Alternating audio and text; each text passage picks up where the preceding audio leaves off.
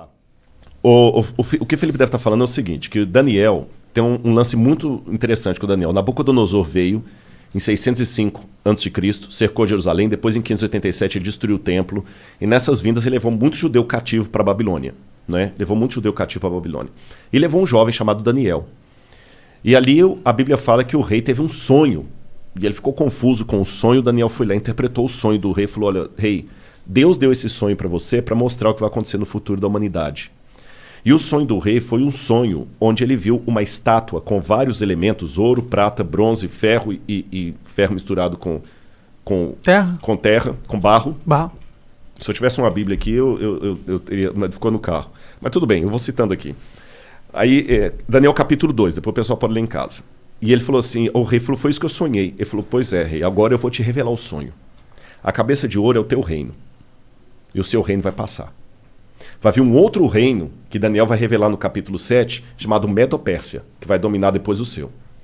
Depois vai vir um outro reino, chamado Grécia. Isso está no capítulo 7. Depois da Grécia vai vir um outro reino. Mas não está na Bíblia assim nominalmente, tá? A Grécia, a Medo-Pérsia e a Babilônia estão. Só dali para diante que não está.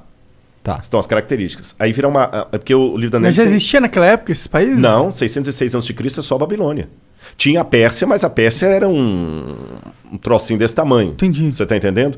E a Grécia tinha lá no Peloponeso, aquele monte de ilhas lá, nada, né? E o detalhe, um parênteses aqui, que isso aconteceu no capítulo 2 de Daniel. Mas depois no capítulo 7, Deus dá uma visão ao profeta Daniel com essa mesma história, mas com mais detalhes. E depois no capítulo 8, com mais detalhes. Daniel vê monstros, bichos, e Deus vai explicando. Por que Deus fez aquilo? É a maneira de entender, parábola, não é? E Deus vai dando detalhes. Aí Deus fala o seguinte, como são as características? Eu estou pegando agora Daniel 2 e 7. A Babilônia vai passar, o reino que virá da Medo-Pérsia, ele será forte por um lado e fraco por outro. Ele terá duas forças. E realmente foi a junção da Média e da Pérsia, Dario e Ciro, que destruíram a Babilônia. Quando fala da Grécia, fala da Grécia de um único rei que ia dominar o mundo, mas ele mesmo se autodestruiria. E quando ele se autodestruísse, na sua força quebrou-se-lhe o poder, 4 reis iam surgir dele. Aí quando você chega no período aí você tem então 606 a.C. a Babilônia. Em 538 a.C. veio a Medo-Pérsia e destrói a Babilônia, igual Daniel falou. Em 331 a.C., Daniel já tinha virado farinha. Vem o filho de Filipe, Alexandre o Grande, da Macedônia, e começa a fazer as conquistas gregas. Igual a profecia falou. Entendi. E Alexandre o Grande, ele só ia conquistando e não voltava, conquistando e não voltava. E como é que Alexandre morreu? Ele se autodestruiu praticamente, porque ele morreu em 323 a.C., com 33 anos de idade. Aí tem algumas versões, alguns acham que ele contraiu febre tifoide na Índia, outros acham que ele resolveu beber uma taça de vinho para cada ano da vida dele. Eu sei que na sua força ele se quebrou. O reino de Alexandre não foi dominado externamente por ninguém, ele mesmo morreu. E ele não deixou descendente, porque ele tinha um filho com Roxane que foi morto. E aí, o que aconteceu depois da morte de Alexandre? Lembra a profecia? Depois que esse rei se quebrar, vão vir 4 no lugar dele repartindo o reino. O reino de Alexandre é repartido entre seus 4 generais. Cassandro, Seleuco, Lisímaco e Ptolomeu.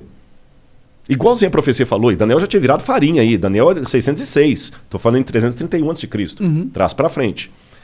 Aí falou que depois que esses 4 divisões se sugeria, aí viria um reino que dominaria todo mundo com mão de ferro. E ele duraria muito tempo. E vai falando das perversidades. Aí quando você pega quem substituiu ali depois dos 4 Diódoros de Alexandre, Roma. E fala detalhe por detalhe de Roma. Aí quando fala dos pés em ferro com barro, fala o seguinte, esse último reino será o último reino da Terra. Ele não será um reino mundial como os anteriores. Assim como ele tinha uma parte em ferro e uma parte em barro, esse reino será um reino dividido entre nações, onde ele terá, por um lado, a força do ferro, por outro lado, a fraqueza do barro. Durante muito tempo, essas nações tentarão se unir por acordos, contratos e casamentos. Mas assim como o ferro não se mistura com o barro, eles não se unirão. Aí quando você continua estudando a história geral, o que acontece em 476 d.C.? Cai o Império Ocidental Romano. E ele é dividido entre as tribos bárbaras, que que atacaram Roma e que viraram os países da Europa Ocidental hoje. Que durante toda a história da Europa ficou fazendo o quê? Tentando se unir. Através de casamento, por exemplo. Dom Pedro I era filho de Carlota Joaquina. A esposa dele era princesa da Áustria. Tá certo? A Rainha Vitória chegou a ser chamada de vovó da Europa, porque ela tinha parente em todo lado. Lembra que o que casou com a Elizabeth agora, ele era de sangue alemão e estava na Grécia. A Europa toda tem parentes e eles não conseguiram unir a Europa. O que Napoleão tentou? O que Carlos Magno tentou fazer? Unir a Europa, não conseguiu. O que Napoleão tentou fazer? Unir a Europa, não conseguiu. O que Adolf Hitler tentou fazer? Unir a Europa e não conseguiu. Mercado como europeu, unir a Europa e não conseguiu. Agora o Brexit. A Europa pensou que unir, rachou de novo. E a profecia falou que esse reino seria um reino dividido até o fim, quando então virá uma pedra do céu que é a volta de Jesus. Eu dei um panorama assim rápido, sabe? Então acaba com o cometa. Não, aí é um símbolo da asteroide. volta. Não é um asteroide. Fala que é uma pedra como se fosse tirada de uma montanha. É um símbolo da intervenção divina na história. Entendi. Nos dias desses reis. Então, cara, é muita coisa coincidindo assim que você vai assim, mas aconteceu ao pé da letra. Isso é só um exemplo. A Bíblia está lotada de profecias. Não são profecias como música de Roberto Carlos quando você está na fossa. Qualquer uma conta a sua história. Você entendeu? Não tem música assim. Qualquer uma conta a sua história. Você tá lá, tomou um pontapé no traseiro da menina, parece que a música foi feita para você. Sim, histórias que são arquéticas. Não tipo é o a história do caso. herói. Isso aqui é... Histórias que se repetem na humanidade. É muito legal.